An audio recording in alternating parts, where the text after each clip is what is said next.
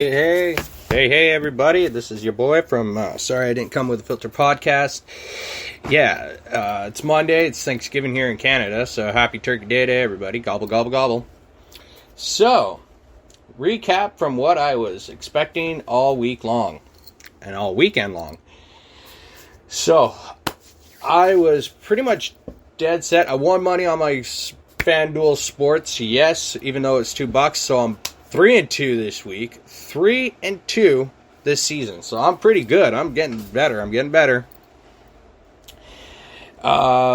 Let's see. Okay, so I picked the Rams last week on the Thursday nighter to win over the Seahawks, which everybody says was a close game. I don't know.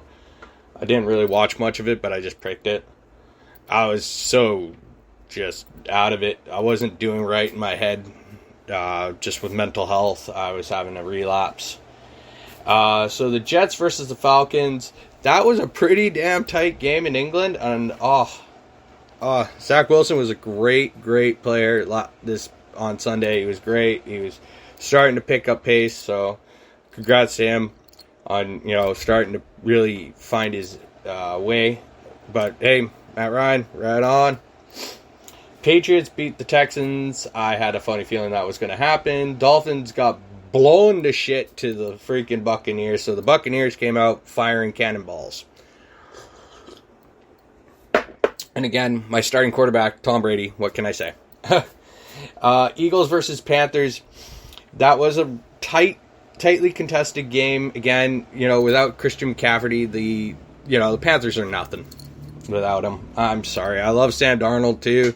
It was a really cool renaissance of his career re-emerging again. So, there's always this coming weekend.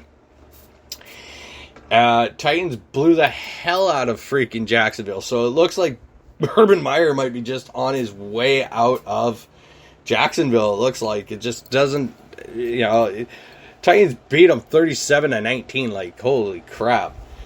Vikings and Lions, this was a real, odd game. It was intense. It was tight. It's, the score was 17-19 for the Vikings. So, two teams that are 0-5, it's what it is. Packers beat up on the Bengals. Joe Burrow, and Mr. Rogers there. I told you it was going to be a gunslinging kind of game. Funniest thing, I picked the Saints over Washington. Everybody was saying Washington was going to beat them, but I knew the Saints were going to do it. Winston just popped it out again. Steelers, what a surprise on beating the Broncos. That's a surprise. But their division is pretty stacked, so I wouldn't go too far onto that. The Bears, with Justin Fields starting, won again and beat the frickin' Raiders. I said it. I picked it. I said it. The Bears were going to beat the Raiders. I knew it. That was how it was, and they blew them out 20-9, so that was all right. This was another big scoring game between the Browns and the Chargers. Baker Mayfield, Justin Herbert. Go Herbert. I love it. 4-1 Chargers, and it was 42-47 for the Chargers. That was another. This is just ridiculous how these games are going. The Giants held on with the Cowboys for as long as they did, with a score of 20-44 for the Cowboys. But the Cowboys, again, Dak Prescott gunslinging it, so there it is. Cardinals versus the 49ers. That was a really that one right there was the oddest game I probably saw this year, even though the Cardinals are 5-0 and they're the only team that's 5-0. That was a very, with Trey Lance, I believe, was starting as the 49ers quarterback. That was very low scoring.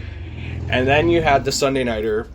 Everybody said the Chiefs. I had the Bills picked. And I knew the Bills were going to win because the Bills, it's the Bills. And Josh Allen is just too freaking crazy for anybody's own doing. He knows how to throw that ball. He knows how to, just tweak it out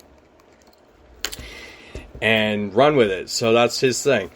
The Colts versus the Ravens is tonight. The Ravens are going to beat the Colts. I can tell you that much. That's how I call it. So, I'm going to go and look at week 6 and just kind of, or week, yeah. Oh. Okay, whatever. So week 6 or week 5 is not done yet. So week 6 is coming probably tomorrow or whatever. But it looks like it's going to be a hell of a, battle for Super Bowl supremacy this year. So that's my take. My take on this, my opinion on this. You got some pretty strong teams that are going to just duel it out. Like, okay, you got the Rams that are going to duel it out. You got the Buccaneers. You got the Packers, of course. You do have the Chargers. You got the Cowboys.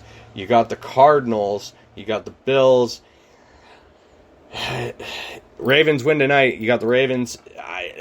The next ones, I would say the Chiefs are going to go in there. The Bears are going in. Maybe the Saints. I'd probably hate to say the Bengals, possibly.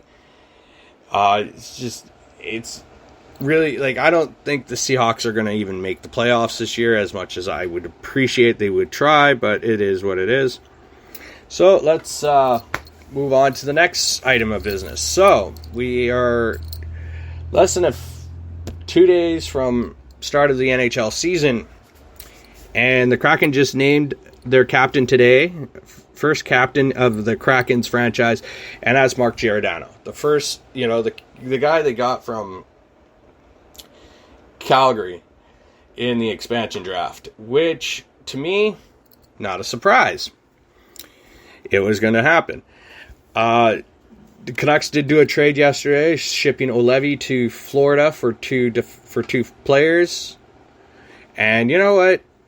I had a funny feeling this year that O'Leary wasn't going to make the roster. He just was not doing anything in his favor. It's kind of shocking that, the Canucks couldn't move Virtanen, but yet they could move O'Leary. And, O'Leary's going to probably do something massive down in, Florida, maybe. I kind of doubt it. I would hate to say he was a bust for our team, but it looks like he was. He was a bust. He was a draft bust. So that's not a surprise in my land of Canuck land. So, it is what it is. Looks, Petan is staying on the roster, and several other players are staying up here on the main roster. Hey, you know what? Nick Petan, when I saw him in the juniors years ago, he was a dynamic player. Just never given the opportunity or the time or the place to play hockey. He was always looked at as an afterthought. And now with being in Vancouver and given an opportunity with this roster they have, it's so fantastic. It's a fantastic roster. You can't get any better than this for us. From what we had last year to now, it really turns out to be a really better roster. Chason's PTO deal ends today, so I maybe they sign him, maybe they don't. Who knows? There is a lot of speculation on that front.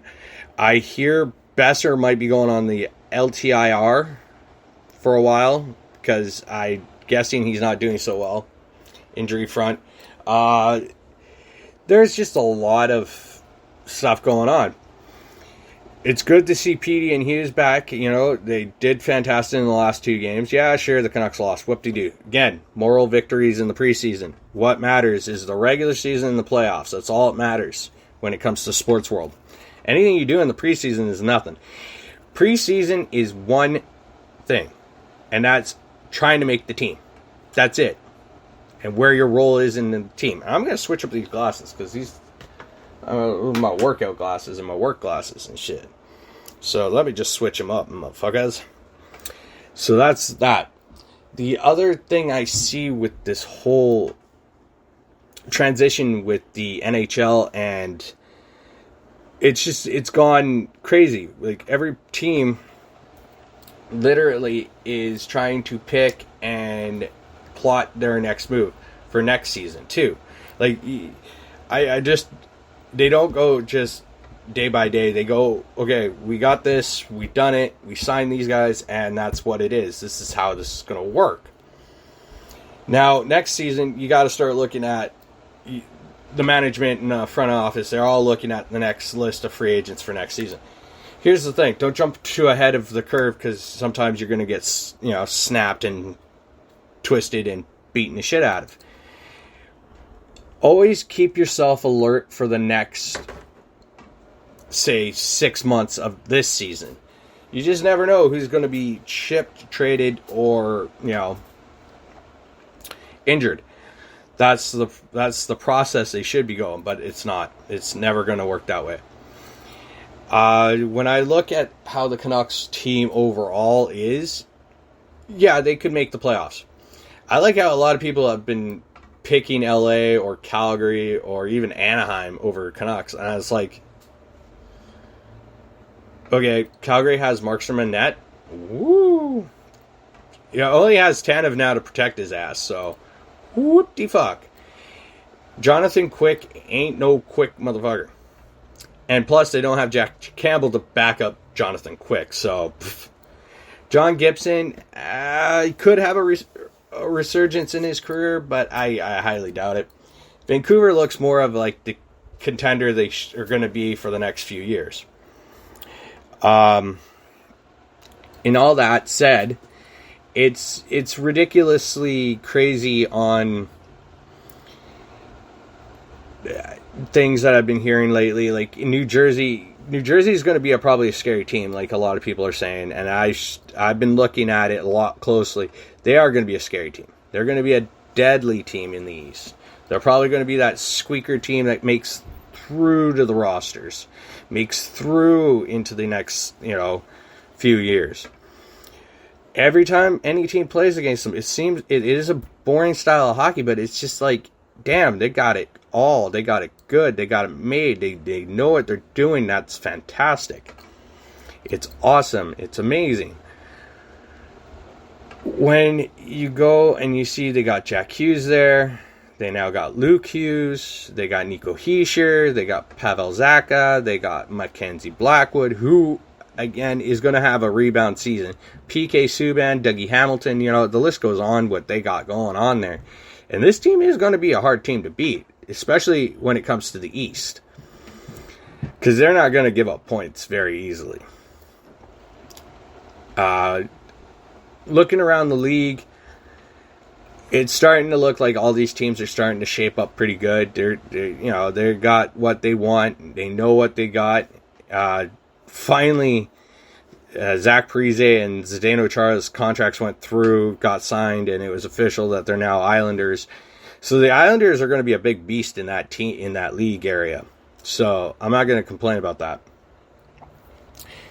To move further on, we got the playoffs in the MLB, which are starting to become a bit of a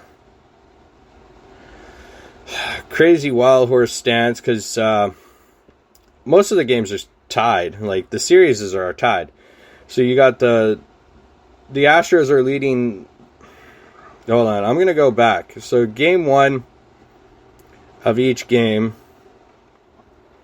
in the divisional series. Okay, so you got the White Sox that lost to the Houston Astros.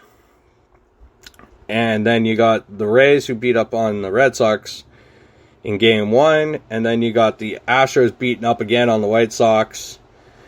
And then you move to the NL. You have the Braves losing to the Brewers, which Milwaukee moves to 1-0. But the Red Sox smoked the Rays in game 2, 14-6. Like, that's ridiculous. Dodgers lost their first game against the Giants 4-0. Braves tied up their series. And then the Dodgers just came unglued on Saturday night and went 9-2. Scored 9 runs, and Giants got 2.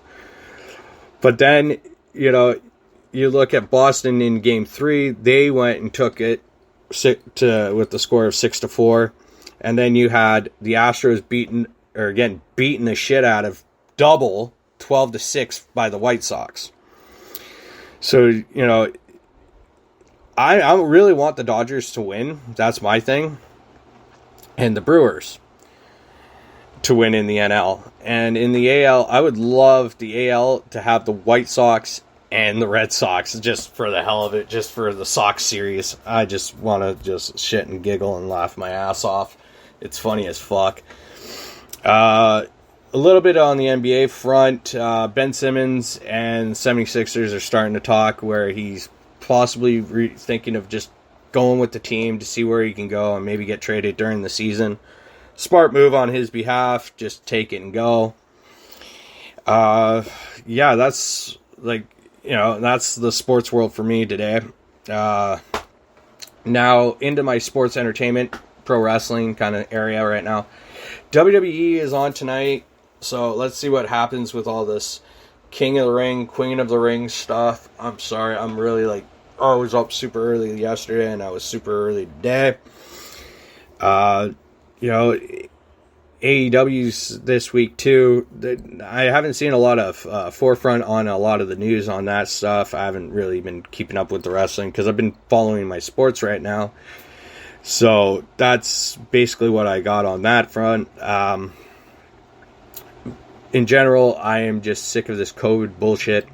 I am just sick of a lot of things. I am just sick in my head right now of stressing out, feeling like shit, feeling like a dirtbag. I've had my moments in the last few days of just feeling like a complete total tool, an idiot, an asshole. I've been writing down songs, writing down things, putting them into song lyrics, just kind of jotting out what is in my head, kind of feeling a little bit better, doing my workouts. I haven't been feeling so shit hot. I'm so thankful for a lot of you on the subscribers. Thank you for the 250. Let's keep growing. I love you guys. Thank you. I appreciate it. And remember to keep hitting that smashing on the like and comment and, wreck that freaking subscribe button like there's no tomorrow. Rock and roll on that. Just my mental health has just been up and down. I've been just so shitty lately, and it's just I can't seem to win for losing and losing for winning. I'm just totally back asswards on a lot of shit in my head, and I just can't explain how much more of what the hell is going on with me. It's just haven't been feeling myself. I haven't been happy.